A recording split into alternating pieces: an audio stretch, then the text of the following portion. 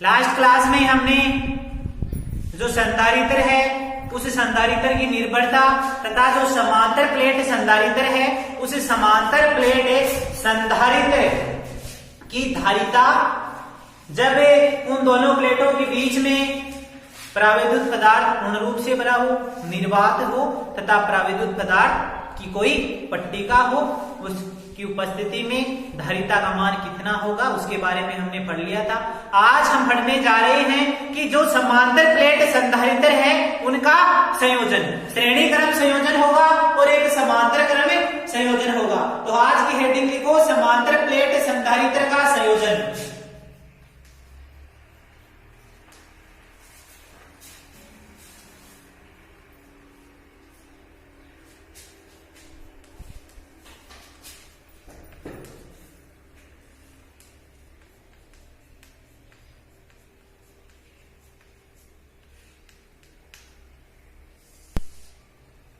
समांतर प्लेट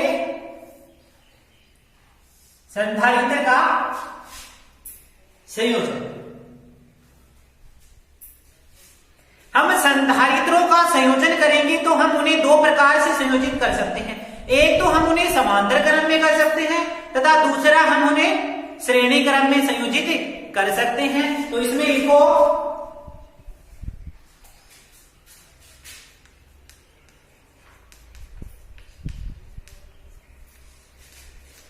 संधारित्रों को किसी भी विद्युत परिपथ के साथ दो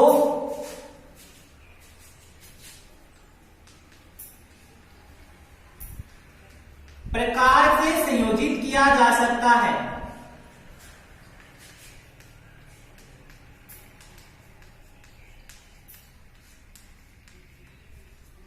दो प्रकार से संयोजित किया जा सकता है। इसमें पहला प्रकार है वो है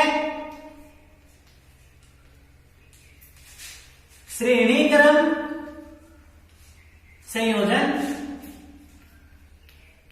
तथा जो दूसरा प्रकार है वो है समांतर क्रम संयोजन। अब हम इन दोनों के बारे में डिटेल से पढ़ेंगे कि श्रेणी क्रम संयोजन में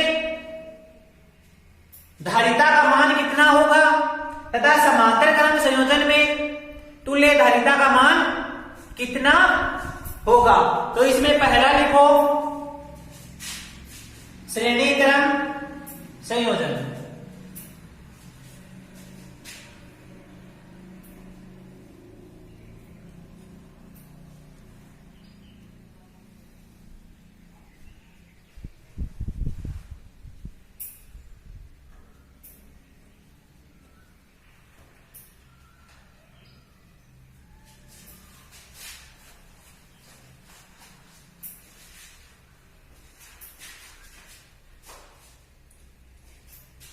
पहला क्या है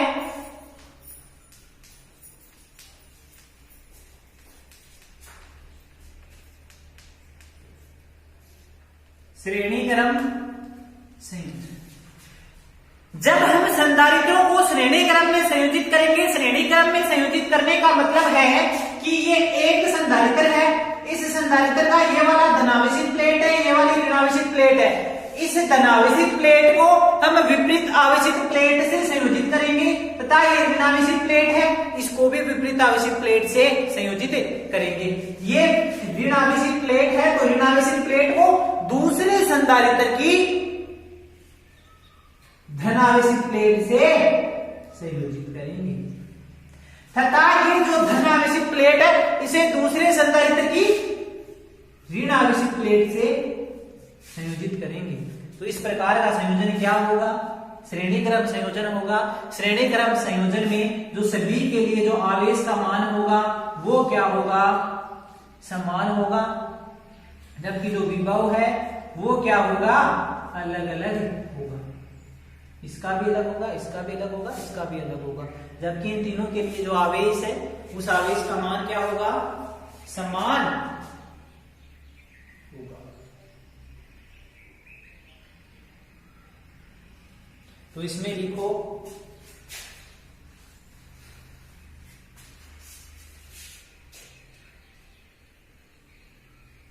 दो या दो से अधिक संधारित्रों का ऐसा संयोजन जिसमें प्रत्येक के आवेश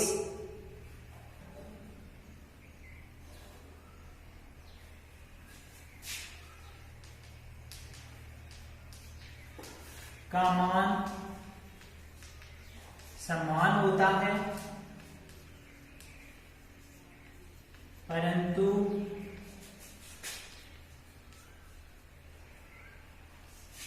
विभव का मान भिन्न भिन्न होता है। ऐसा संयोजन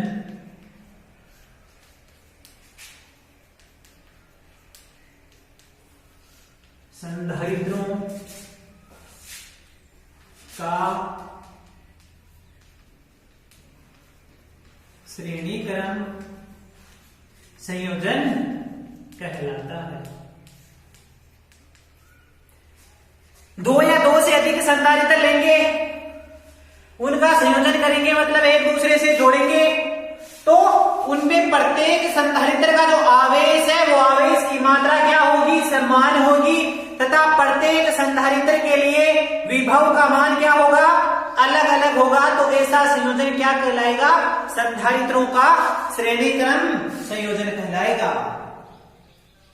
हम मान लेते हैं कि तीन संधारित्र हम जोड़ रहे हैं, तीनों संधारित्रों की धारिता क्या है, C1 C2 C3 है, प्रत्येक के लिए आवेश का मान क्यू है, तथा प्रत्येक संधारित्र के लिए विभव का मान V1 V2 तथा V3 है। इसमें लिखो माना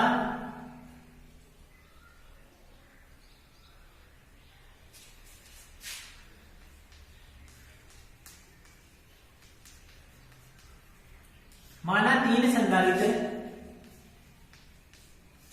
जिनकी धारिता क्रमशः C1 C2 C3 है, इनको A व B बिंदु के मध्य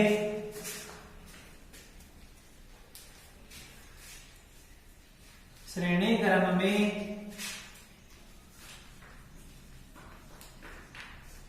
संयोजित किया जाता है।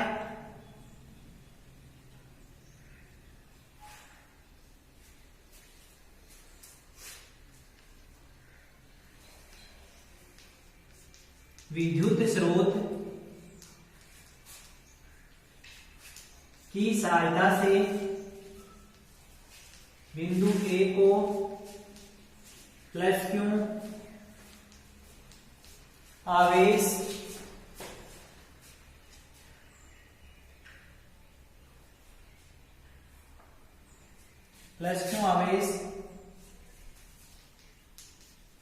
देने पर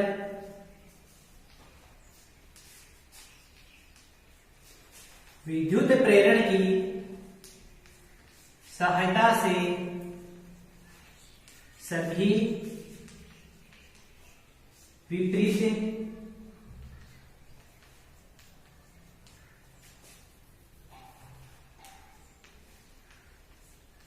प्रकृति से आवेशित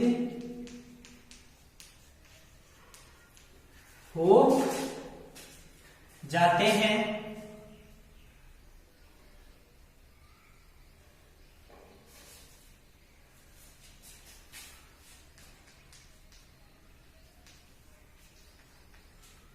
लेकिन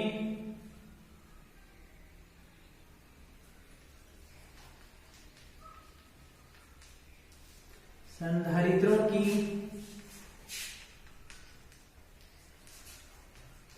प्लेटों के मध्य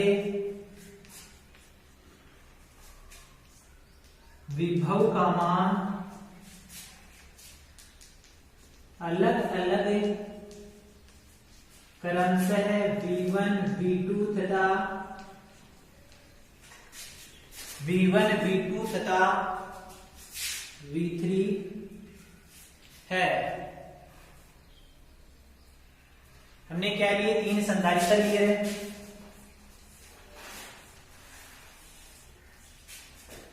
तीन संधारित्र लिए जिनकी धारिता क्या है? C1, C2 तथा C3 है।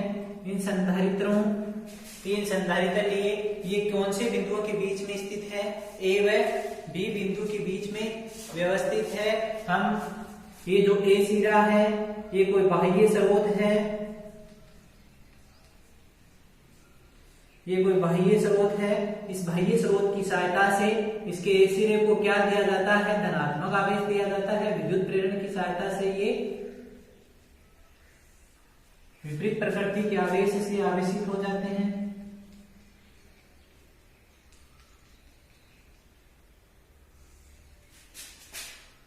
ये इसका धनात्मक प्लेट वाला सिरा है, ये इसका ऋणात्मक प्लेट वाला सिरा है। ये इसे क्या कर दिया गया है? भू संपर्कित कर दिया गया। इन सभी प्लेटों के बीच में जो विभवांतर है या विभव का मान है वो अलग अलग कितना कितना है? V1, V2 तथा V3 है। ये तो क्या है? कोई बाह्य स्रोत है। और ये क्या है? पृथ्वी है। ये पृथ्वी से कनेक्शन है।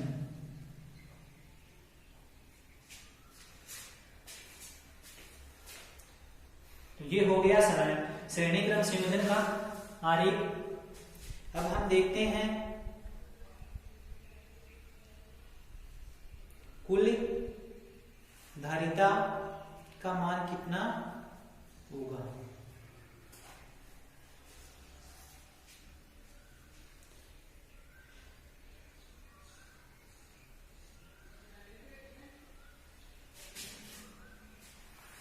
तीनों के लिए अलग अलग देखेंगे कि तीनों का विभव V1 का मान कितना आएगा, V2 का मान कितना आएगा तथा V3 का मान कितना आएगा। फिर कुल विभव ज्ञात कर लेंगे हम। कुल विभव ज्ञात करने के लिए हम क्या करेंगे? तीनों को जोड़ देंगे। अतः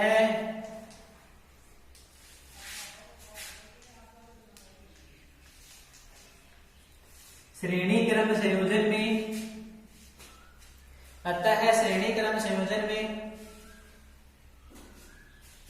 इस संधारित्र को मैं A मान लेता हूं, इसे B मान लेता हूं, इस संधारित्र को मैं C मान लेता हूं। श्रेणी क्रम संयोजन में संधारित्र A पर आवेश का मान कितना होगा? हमें सब पर आवेश माना है कितना रे? क्यों बराबर क्या होता था? क्यों समानुपाती किसके था? V के था। तो इसके लिए मैं क्या मानूंगा? V1 मानूंगा। समानुपाती की जगह समानुपाती नियतांक आ जाएगा। समानुपाती नियतांक क्या आया था? C आया था, लेकिन इसकी धारिता क्या है? C1 है। तो यहां से कितना आ गया? क्यों बराबर C1 V1 आ गया। तो अतः A पर विभव कितना हो जाएगा? अतः A पर विभव V1 बराबर क्या हो जाएगा रे? क्यों अपोन C1 हो जाएगा। यहां से क्यों बराबर क्या है? C1 V1 है। ये V1 बराबर होगा V1। यदि इस वाले पक्ष में केवल V1 रहेगा तो ये C1 कहां चला जाएगा? इसके बट्टे में चला जाएगा। इसे समीकरण नंबर 1 नाम दे दिया है। इसी प्रकार B पर विभव, संधारित्र B पर विभव कितना है? V2 है। V2 का मान कितना होगा? इसके लिए आवेश का मान Q है तथा इसकी धारिता कितनी है? C2 है। इसे समीकरण नंबर 2 नाम दे दिया।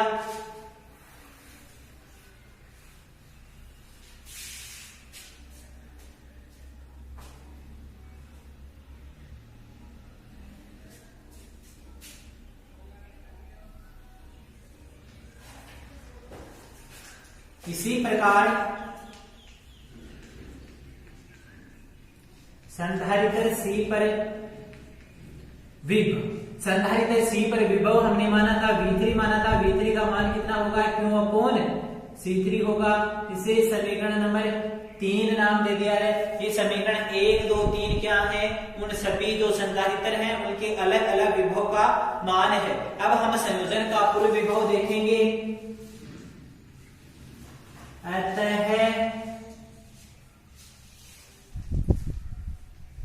संयोजन का कुल विभव V बराबर होगा V1 plus V2 plus V3 होगा। इसे समीकरण नंबर 4 नाम दे दो। इसे समीकरण 4 में मैं V1, V2, V3 की जगह 1, 2, 3 से मान रख सकता हूं। किसमें, 4 में। समीकरण 1, 2 व 3 का मान समीकरण 4 में रखने पर, तो हम समीकरण 4 में रखेंगे तो V बराबर क्या आएगा, Q upon C1 plus Q upon C2 plus Q upon C3 आएगा। यहां से हम क्या कॉमन ले लेंगे, यहां इसमें भी Q है, इसमें भी Q है, इसमें भी Q है, तो यहां से Q क्या आ जाएगा, कॉमन आ जाएगा। क्या बचेगा, 1/C1 plus 1/C2 plus 1/C3 बचेगा। अब हम इस V की जगह क्या लिख सकते हैं, हम इसकी टोटल धारिता को, मैं जो इसकी जो कुल धारिता थी उस संयोजन की, उसकी धारिता को मैं C नेट मान लेता हूं। आवेश कितना है, Q है, तो मैं इस V की जगह क्या लिख सकता हूं, Q अपॉन C नेट लिख सकता हूं, या सीरीज लिख सकता हूं। अतः संयोजन का कुल विभव V है एवं कुल धारिता पूरे संयोजन की C सीरीज है। C बड़ा है, ये सीरीज क्या है, ये इसके बारे में बता रहे, या S लिख लो, C सीरीज है। अतः V बराबर होगा Q अपॉन C सीरीज। तो मैं इसकी जगह ये जो V है इसे मैं समीकरण 5 नाम देता हूं, इसे समीकरण 6 नाम देता हूं। समीकरण 5 व 6 से, समीकरण 5 व 6 से क्या आएगा, Q अपॉन C सीरीज बराबर होगा Q 1/C1 plus 1/C2 plus 1/C3। तो यहां से Q से Q कट जाएगा, तो 1/C सीरीज बराबर आएगा 1/C1 plus 1/C2 plus 1/C3। ये किसके लिए मान आ गया है, श्रेणी क्रम संयोजन के लिए तुल्य धारिता का मान आ गया।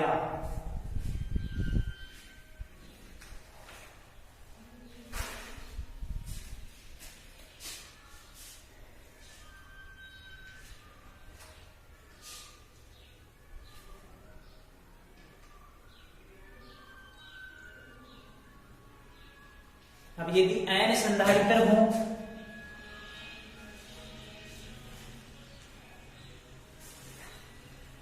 n संधारित्र का मतलब है कि संधारित्रों की संख्या 3 से ज्यादा हो तो 1/C सीरीज बराबर क्या होगा, 1/C1 plus 1/C2 plus 1/C3 plus 1/Cn। यहां से आप देख सकते हो कि जो संधारित्र है, संधारित्र का श्रेणी क्रम संयोजन प्रतिरोध के समांतर क्रम संयोजन जैसा है।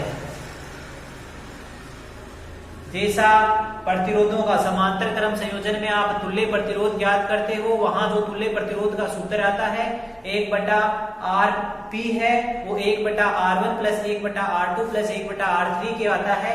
यहाँ भी जो संधारित्रों का श्रेणी क्रम संयोजन है उसमें भी ऐसा ही आता है।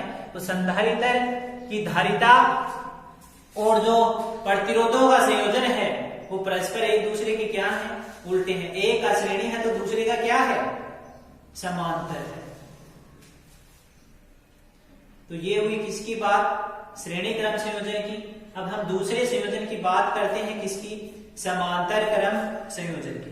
जो समांतर क्रम संयोजन होगा, उस समांतर क्रम संयोजन में क्या होगा, एक प्लेट, जो एक संधारित्र होगा, जो उसकी एक प्लेट होगी, धनावेशित प्लेट होगी, वो दूसरे संधारित्र की धनावेशित प्लेट से ही जुड़ी होगी, तथा जो ऋणावेशित प्लेट होगी वो दूसरे संधारित्र की ऋणावेशित प्लेट से जुड़ी होगी। तथा इसमें जो विभव का मान है या विभवांतर का मान है वो समान आएगा तथा आवेश का मान अलग अलग होगा।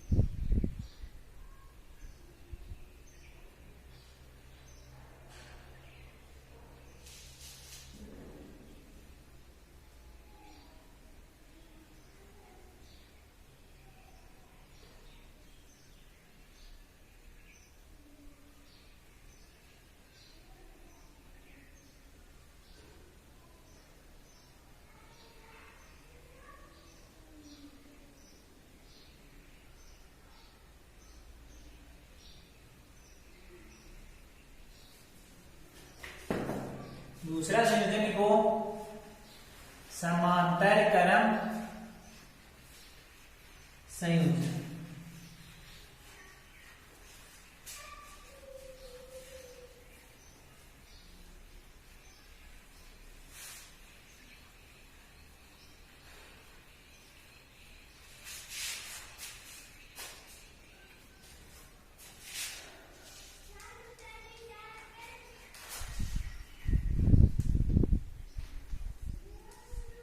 समांतर क्रम संयोजन।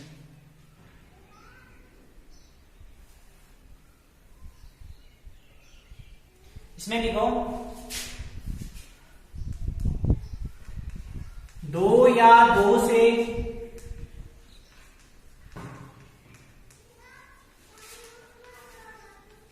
अधिक संधारित्रों का ऐसा संयोजन जिसमें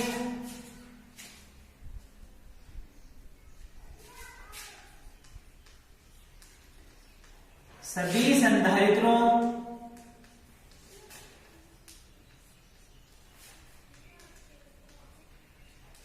की प्लेटों के मध्य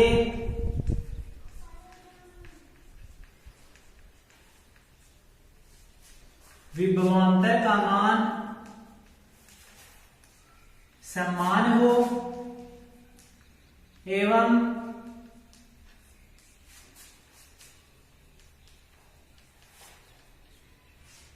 सभी संधारित्रों के लिए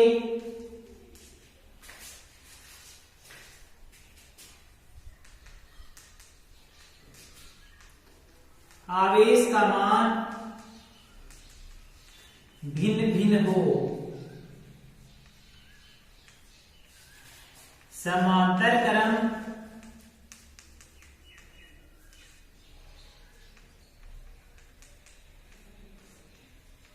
संयोजन कहलाता है। इसमें क्या होगा, जो जितने भी हम संधारित्र लेंगे उनका जो कुल विभवांतर होगा प्लेटों के बीच में वो क्या होगा, समान होगा। जबकि प्रत्येक संधारित्र के लिए जो आवेश है उस आवेश का मान क्या होगा, अलग अलग होगा। ये मान लिया एक संधारित्र है, ये दूसरा संधारित्र है, ये तीसरा संधारित्र है।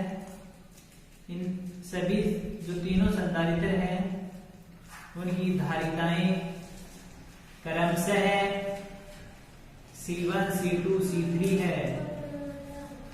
C1 है, C2 है तथा C3 है। इनका जो सभी संधारित्र है उनका जो धनात्मक सिरा है वो एक साथ जुड़ा हुआ है, जबकि जो ऋणात्मक सिरा है वो एक साथ जुड़ा हुआ है। ये आप इस रेखा चित्र में देख सकते हैं कि जो धनात्मक सिरा है वो एक साथ जुड़ा हुआ है, वो किसी बाह्य स्रोत से जुड़ा हुआ है। ये कोई बाह्य सोर्स है, इस सोर्स से जुड़ा हुआ है। यहाँ क्या है, +2 आवेश है। इसे +2 आवेश दिया तो यह आवेश 3 भागों में विभाजित हो गया। इसमें रहे Q1, Q2 तथा Q3 में, तथा इनकी जो प्लेटें हैं, इन प्लेटों के बीच में जो कुल विभव है, कुल विभवांतर है, उसका मान क्या है, V है। ये इसका A बिंदु है और ये इसका B बिंदु है।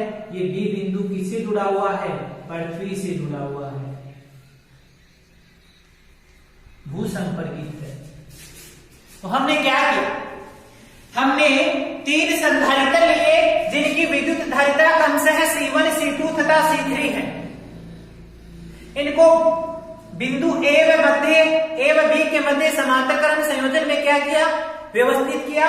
A बिंदु को, ये जो A बिंदु है, इस A बिंदु को कोई बाह्य सोर्स है उसकी सहायता से जोड़ दिया, तथा जो B बिंदु है उसको पृथ्वी से जोड़ दिया, भू संपर्कित कर दिया।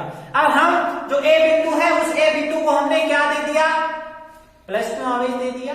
ये +2 आवेश दिया तो ये 3 भागों में क्या हो गया, विभाजित हो गया। सभी संधारित्रों के लिए आवेश का मान क्या हो गया, अलग अलग हो गया, Q1, Q2 तथा Q3। तथा जो ये तीनों संधारित्र है, इनके प्लेटों के बीच जो विभवांतर है उसका मान क्या है, V है।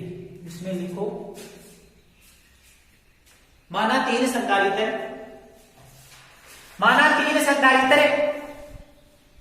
जिनकी धारिता क्रमशः है, माना 3 संधारित्र जिनकी धारिता क्रमशः है C1, C2 तथा C3 है।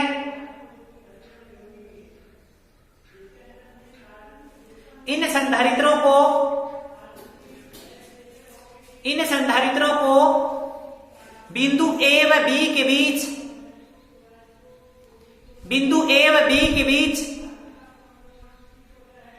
समांतर क्रम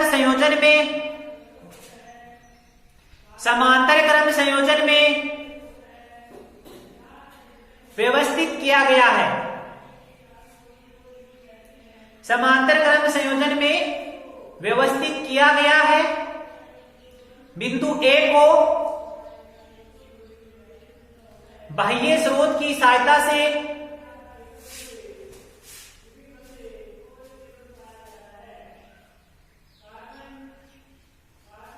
तथा बिंदु B को भू संपर्कित कर दिया जाता है, भू संपर्कित कर दिया जाता है। बिंदु A व B के बीच कुल विभवांतर V है।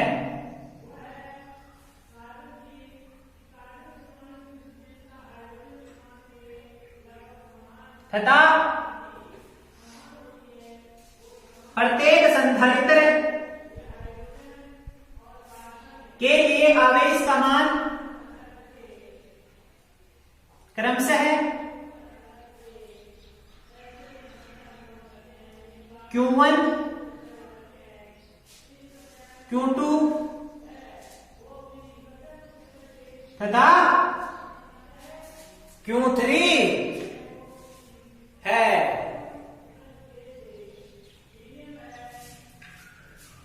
इन संधारित्रों को मैं इस संधारित्र को A मान लेता हूं, इस संधारित्र को मैं B मान लेता हूं, इस संधारित्र को मैं C मान लेता हूं।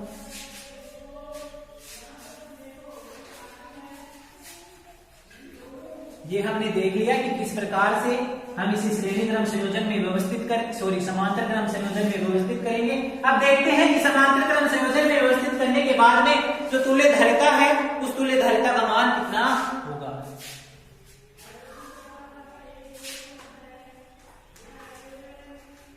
जो संधारित्र A माना, संधारित्र A पर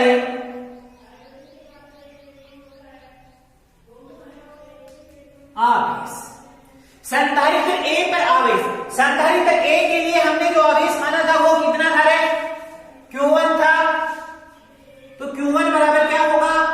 संधारित्र ए है, उसकी धारिता कितनी थी? C1 थी, और विभवांतर कितना था? V था। तीनों संधारित्रों के लिए विभवांतर का मान क्या है? समान है। इसे समीकरण नंबर 1 नाम दे दो रे। इसी प्रकार B पर आवेश, जो संधारित्र B है, उस संधारित्र B पर आवेश Q2 का मान कितना होगा? C2V होगा।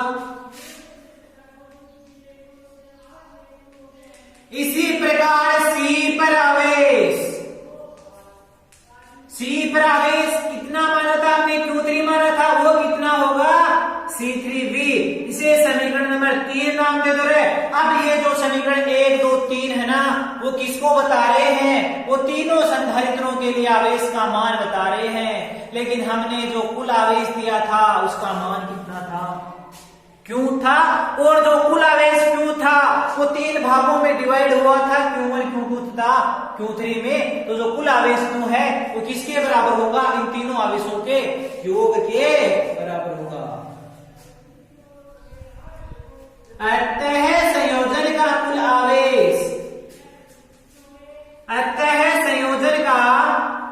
कुल आवेश, Q बराबर होगा Q1 plus Q2 plus Q3।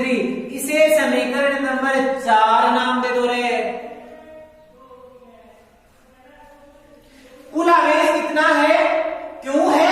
और मैं जो समांतर क्रम संयोजन बना, इस संयोजन की जो कुल धारिता है उसको कितनी मान लेता हूं? C पैरेलल मान लेता हूं, मतलब CP मान लेता हूं।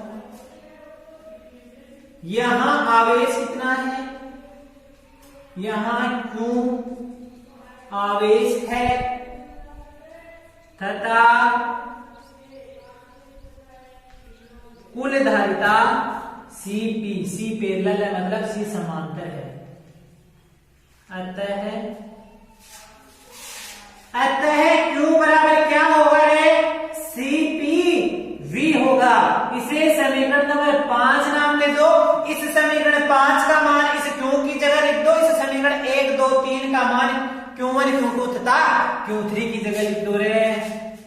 तो समीकरण 4 में 1, 2, 3 व 5 का मान रखने पर, अब हम मान रख देंगे रे, कितना आएगा? हम इस Q की जगह क्या लिख देंगे? CPV लिख देंगे तथा Q1 की जगह C1V तथा Q2 की जगह C2V तथा Q3 की जगह C3V। यहां से V क्या आ जाएगा? कॉमन आ जाएगा। तो CPV बराबर V कॉमन आ गया। C1 plus C2 plus C3 हो गया। यहां से ये V से V कट जाएगा, तो CP बराबर आ जाएगा C1 plus C2 plus C3। ये किसका मान आ गया? समांतर क्रम संयोजन में धारिता का मान आ गया। यदि n संधारित्र हो, यदि n संधारित्र हो तथा प्रत्येक की धारिता का मान क्या हो? n संधारित्र हो तो जो CP है उसका मान आएगा C1 plus C2 plus C3 plus Cn आएगा।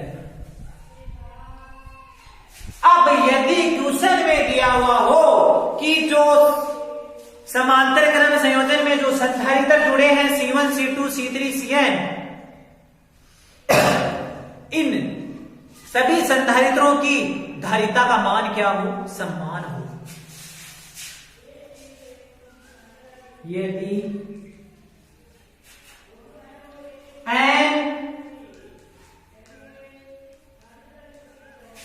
संधारित्रों की धारिता का मान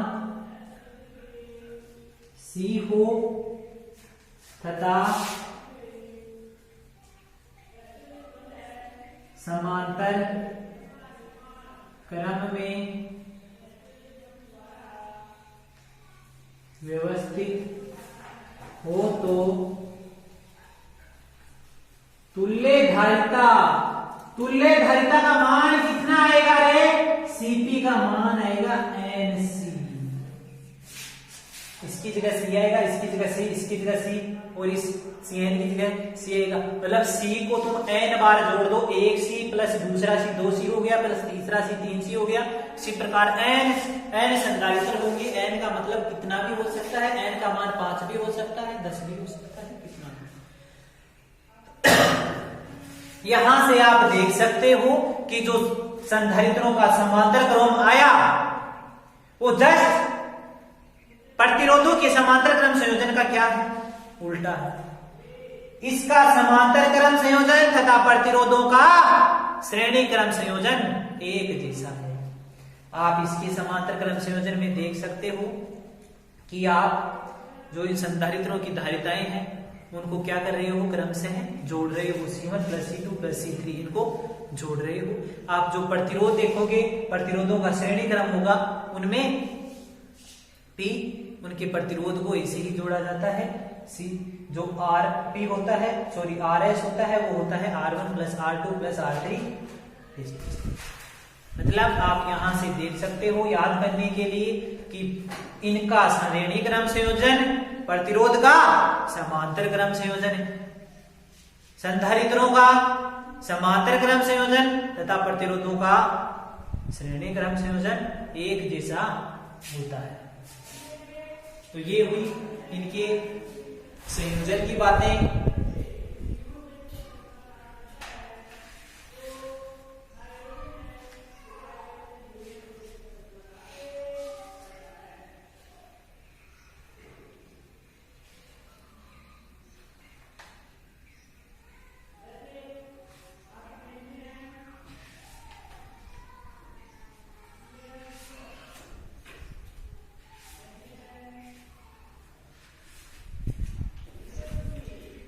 चर्चा करने वाले हैं जो दूसरा संधारित्र था, गोलीय संधारित्र, उसकी ये हमने श्रेणी जो समांतर क्रम जो समांतर प्लेट संधारित्र था उसके बारे में हमने अध्ययन किया, उसकी धारिता का अध्ययन किया तथा उसका जो संयोजन था उसको किस प्रकार से संयोजित करें। दो प्रकार से संयोजित किया जा सकता है, एक समांतर क्रम संयोजन में तथा दूसरा श्रेणी क्रम संयोजन में। तो समांतर क्रम संयोजन में करेंगे तो धारिता का मान कितना होगा तथा समांतर क्रम संयोजन में करेंगे तो धारिता का मान कितना होगा। अब हम चर्चा करने वाले हैं गोलीय संधारित्र।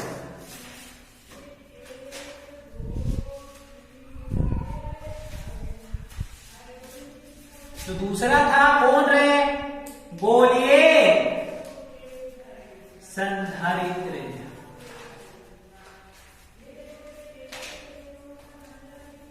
इसके नाम में छुपा है गोलीय संधारित्र कैसा होता है,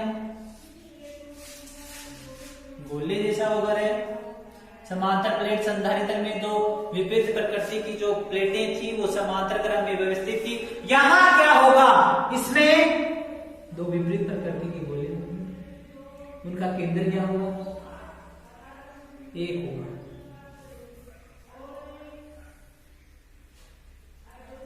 दोनों क्या होंगे, सकेंद्रीय होंगे और दोनों कैसे होंगे, विपरीत प्रकृति से आवेशित होंगे। अंदर वाले पर क्या होगा, प्लस होगा, तो बाहर वाले पे क्या होगा, माइनस होगा तथा इसे क्या कर देंगे, भू संपर्कित कर देंगे। ये ऐसा क्या होता है, गोलीय संधारित्र होता है।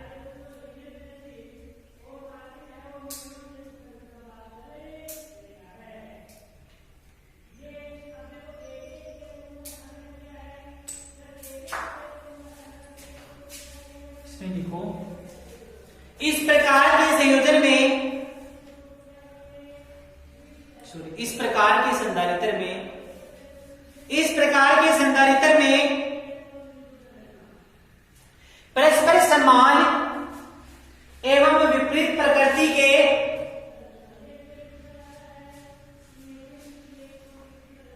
आवेश से युक्त लगभग समान आकार के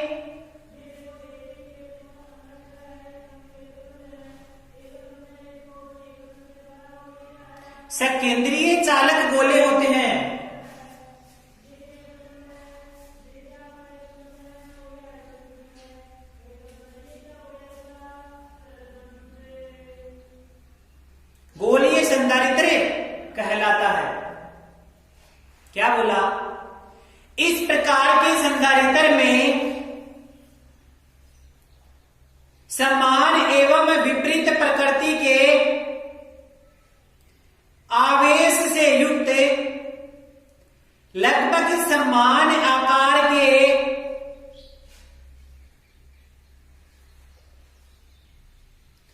सकेंद्रीय चालक गोले होते हैं।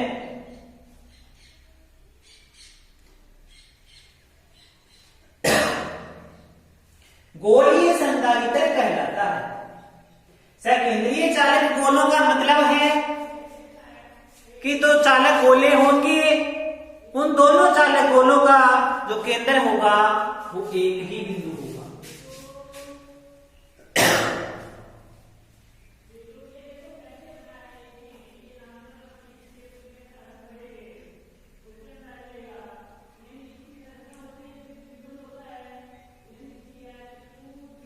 इसमें आगे लिखो, माना ए और बी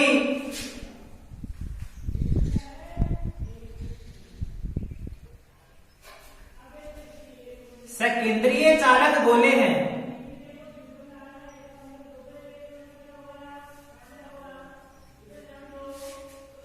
ए व बी सकेंद्रीय चालक गोले हैं जिनकी त्रिज्याएं क्रमशः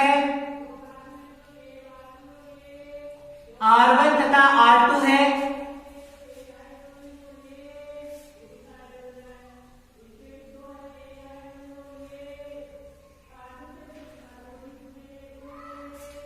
चालक गोले ए को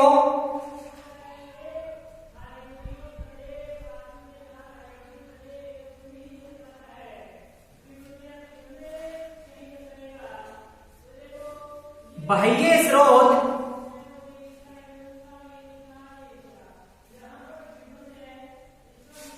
चालक गोले ए को बाह्य स्रोत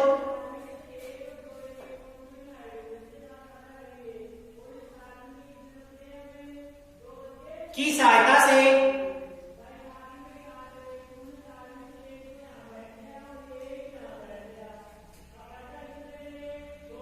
धनावेशित किया जाता है। धनावेशित किया जाता है। यह धनावेश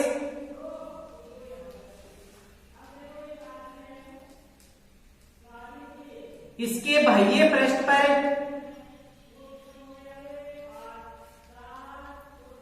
एक समान रूप से वितरित हो जाता है।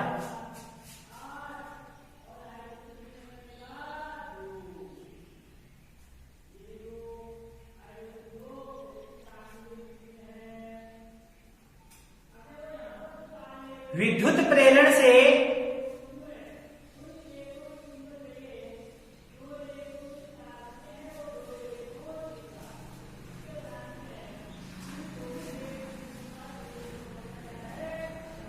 चालक गोले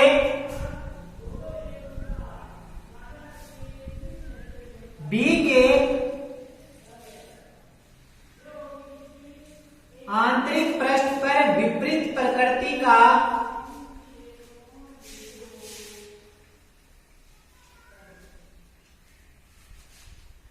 आवेश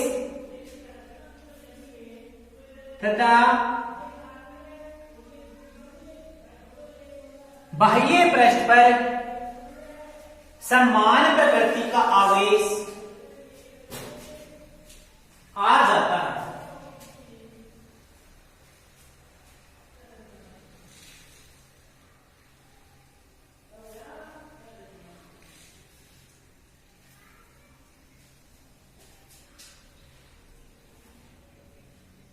बाह्य पृष्ठ को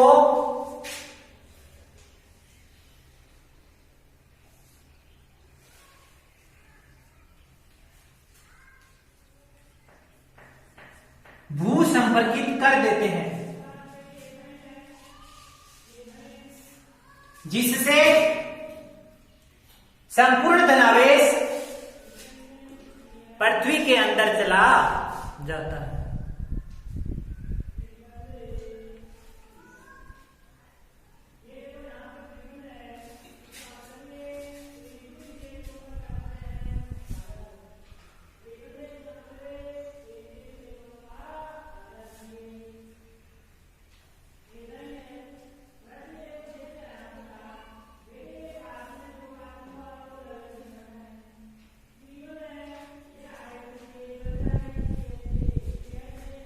ये होगी इसकी बनावट।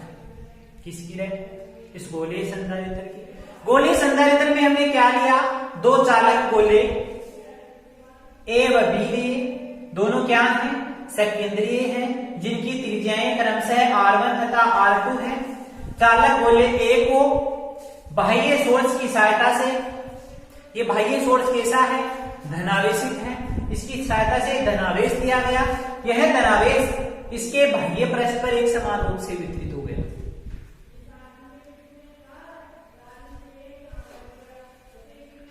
अब विद्युत प्रेरण की सहायता से क्या हुआ, ये जो चालक गोला B है, इस चालक गोले B के आंतरिक पृष्ठ पर विपरीत प्रकृति का आवेश तथा बाह्य पृष्ठ पर समान प्रकृति का आवेश आ गया। समान प्रकृति का आवेश कैसा है, धनावेश है। अब इस धनावेश को खत्म करने के लिए हमने क्या कर दिया, इसे भू संपर्कित कर दिया। अरे भू संपर्कित कर दिया तो ये जो धनावेश था ये सारा किसमें चला गया, पृथ्वी के अंदर चला गया।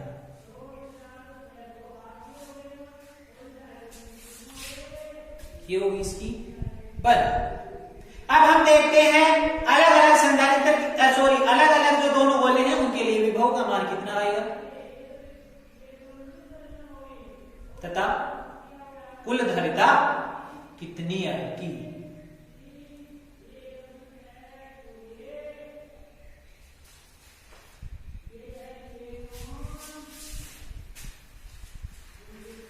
सबसे पहले हमने किस गोले को आवेशित किया था, गोले ए को आवेशित किया था, तो सबसे पहले आवेश भी किसके कारण उत्पन्न होगा, ए के कारण उत्पन्न होगा।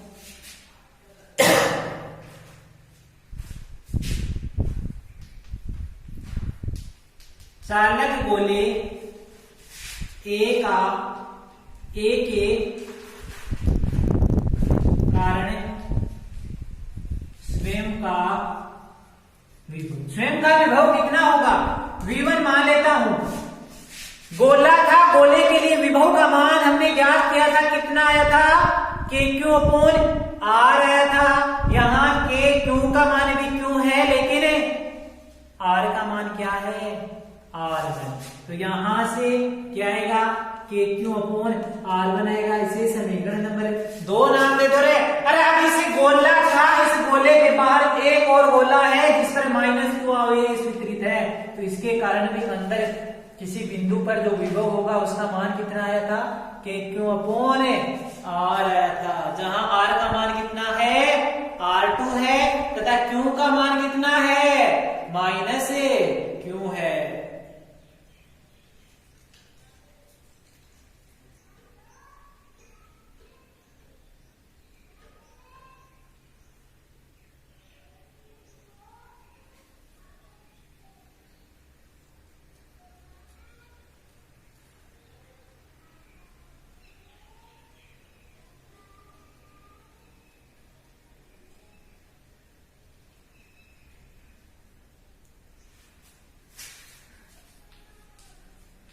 है चालक गोले B का A पर विभव, या B के कारण A पर विभव V2 का मान कितना आएगा, -KQ/R2। इसे समीकरण नंबर 2 नाम दे दो। अब कोई सोच रहा होगा कि आपने A गोले पर ही विभव का मान क्यों ज्ञात किया। हमने A गोले पर विभव का मान ही ज्ञात किया क्योंकि जो B गोला है उस B गोले को हमने क्या कर दिया है, भू संपर्कित कर दिया है। उसको भू संपर्कित करने के कारण उसका जो कुल विभव है उस B गोले का वो कितना हो गया, 0 हो गया।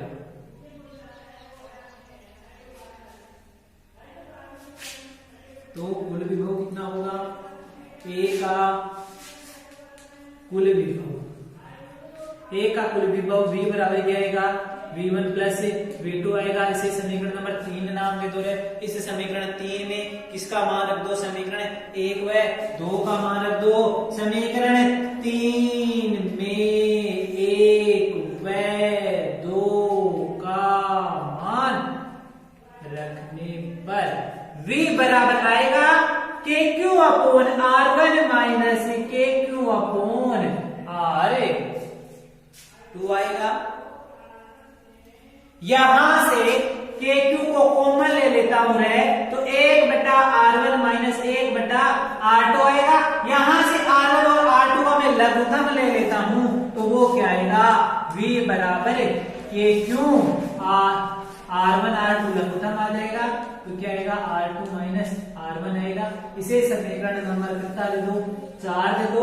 अब धारिता की परिभाषा से, धारिता की परिभाषा से क्या आया था, C बराबर Q अपॉन V आया था, C बराबर Q अपॉन V है। इसे समीकरण नंबर 5 नाम दे दो। इसे समीकरण 5 में समीकरण 4 का मान रख दो, तो समीकरण 5 व 4 से, तो C बराबर आ जाएगा Q upon KQ R2 minus R1 बट्टा R1 R2। ये जो क्यों है, इस क्यों से क्यों कट जाएगा, तो कितना आएगा रे, R1 R2 बट्टा K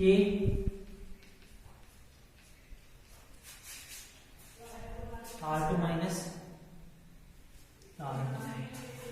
यहां से आप इसे ऐसा भी लिख सकते हो, C बराबर 4 pi epsilon not R1 R2 बटा R2 माइनस, ये दोनों एक जैसे ही हैं, क्योंकि हम कह सकते हैं K बराबर होता है 1/4 पाई एप्सिलॉन नॉट। यहाँ से इस K की जगह 1/4 पाई एप्सिलॉन नॉट रखा, तो ये कहाँ गया, ऊपर आ। तो ये हमारा क्या हुआ, गोलीय संधारित्र। गोलीय संधारित्र की धारिता का मान आ गया।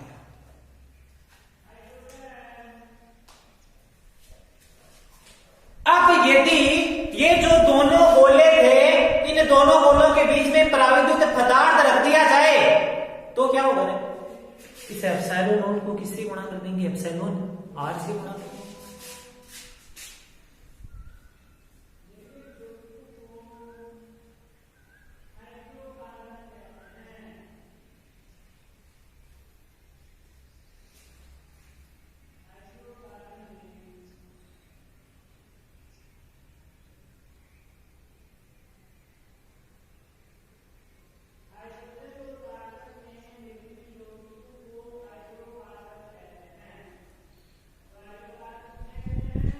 समझ में आ गया कि गोलीय संधारित्र की कुल धारिता का मान कितना होता है। अब हम देखते हैं कि इनके बीच में पराविद्युत पदार्थ रखते हैं, नोट लगा कर लिखो।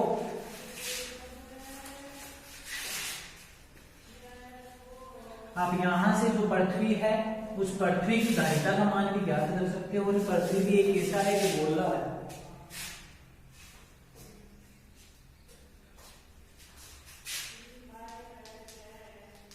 नोट लगा के लिखो।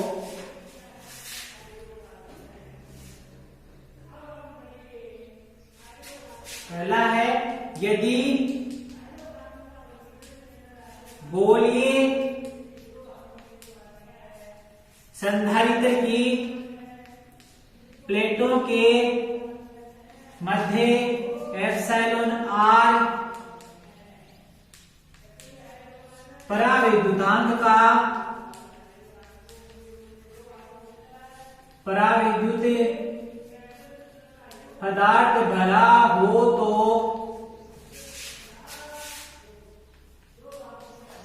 कुल धारिता C मीडियम कितनी होगी रे, 4 pi epsilon not epsilon r R1 R2 बटा R2 माइनस R।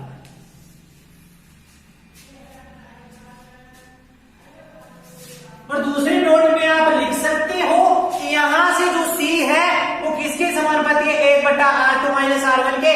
यदि आपको धारिता का मान बढ़ाना होगा तो इसका मान क्या करना पड़ेगा रे, कम करना पड़ेगा। मतलब जो दोनों गोले हैं, उन दोनों गोलों की जो त्रिज्याओं में अंतर है वो क्या करना पड़ेगा, कम करना पड़ेगा, ये धारिता बढ़ेगा।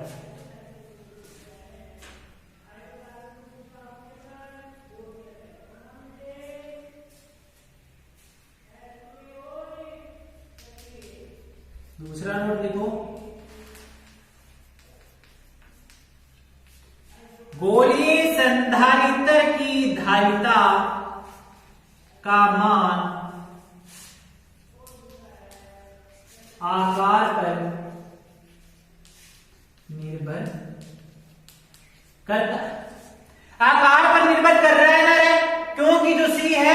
समानुपाती है 1/R2 माइनस R1 के। यदि मैं R1 व R2 को बराबर कर लूं, R1 माइनस R2 होगा तो 0 होगा, 1/0 अनंत होगा। यदि दोनों चालक गोले हैं, उनकी त्रिज्याएं यदि समान है तो उस संधारित्र की धारिता सबसे अधिक होगी। यहां से आप इसके समानुपाती है, इसके समानुपाती है। यदि ये दोनों की मान बराबर हैं तो पृथ्वी की जो धारिता का मान है वो क्या होगा, सर्वाधिक होगा। यदि R1 बराबर R2 हो तो धारिता सर्वाधिक होगी। कितनी होगी, अनंत।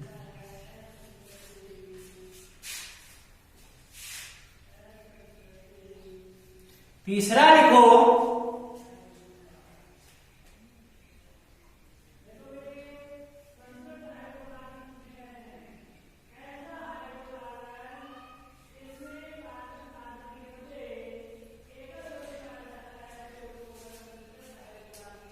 यदि गोलीय संधारित्र की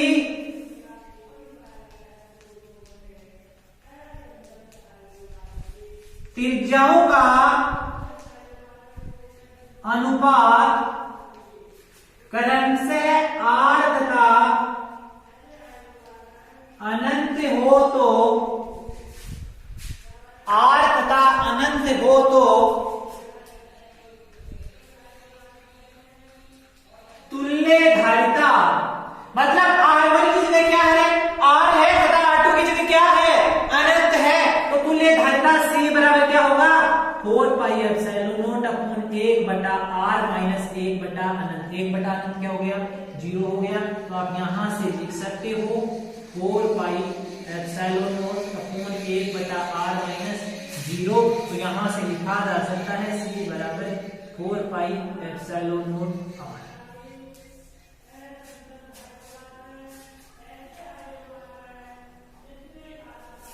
ये R है वो क्या है, पृथ्वी की त्रिज्या है। R क्या है, पृथ्वी की त्रिज्या है, जिसका मान होता है 6400 किलोमीटर। यहां से आप जो पृथ्वी है उसकी जो धारिता है उसका सैद्धांतिक मान ज्ञात कर सकते हो, जबकि उसका जो प्रायोगिक मान है यहां से आएगा 711 माइक्रो।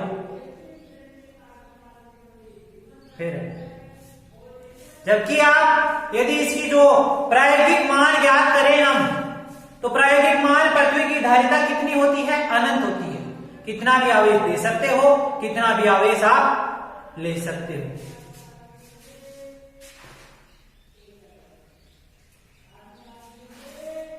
तो आज के लिए इतना ही। हम नेक्स्ट क्लास में पढ़ेंगे इसकी ऊर्जा के बारे में, कि ऊर्जा कितनी होती है। तो आज हमने पढ़ा क्या, 2 संयोजन पढ़े, श्रेणी क्रम संयोजन तथा समांतर क्रम संयोजन।